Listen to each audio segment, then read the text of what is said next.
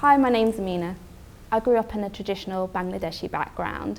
My mother was born in this country, but my father immigrated in the 1980s and they had an arranged marriage. So my mother got married when she was 17 years old. Growing up, it was pretty confusing because we had the influence of Islam and then a Western modern culture as well as our traditional Bangladeshi culture, which really contradicted a lot.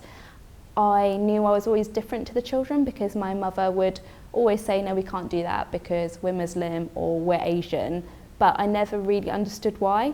When we were 5, up to the age of 14, we'd have a tutor come every Saturday and Sunday and they would teach us to read Arabic, but they didn't really actually tell us anything about the religion. It was just really to read the Quran. And growing up, the only thing that really was taught to me by my family was things that we shouldn't do. So my grandmother would always tell us things that were sinful, but maybe not focus on the positives of our religion. And I've kind of discovered that myself just through my own independent learning. The Quran does say that marriage is between a woman and a man, strictly speaking, but the Quran emphasises more about actually how you should treat others with respect. Especially people from different cultures, different backgrounds, different religions.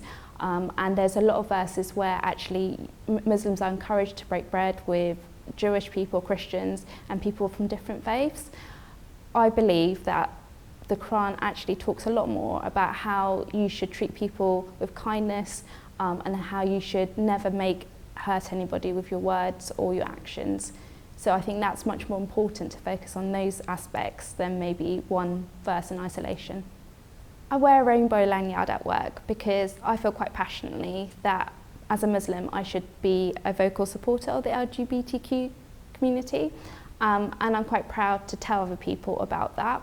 I think some people may look at me with some sort of judgment because of it, as being a Muslim and wearing a headscarf and a rainbow lanyard, but to me that's me being true to myself.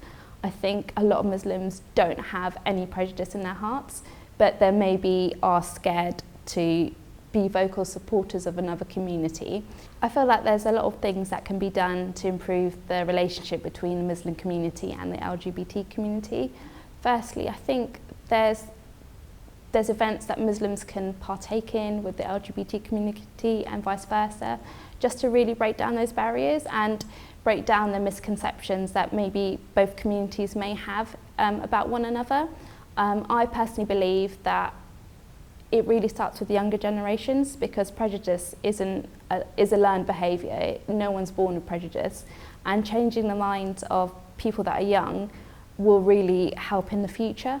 In my view, Islam is a complete way of life. It's about treating people with kindness, respect. It's not all about praying and going to the mosque and wearing a scarf or fasting during Ramadan. It should impact on everyday life. I think it's about breaking down any barriers and not judging anybody, and actually respecting everybody as your fellow neighbour. The moral of my story is to always be true to yourself and not to worry about whether or not you're fitting in.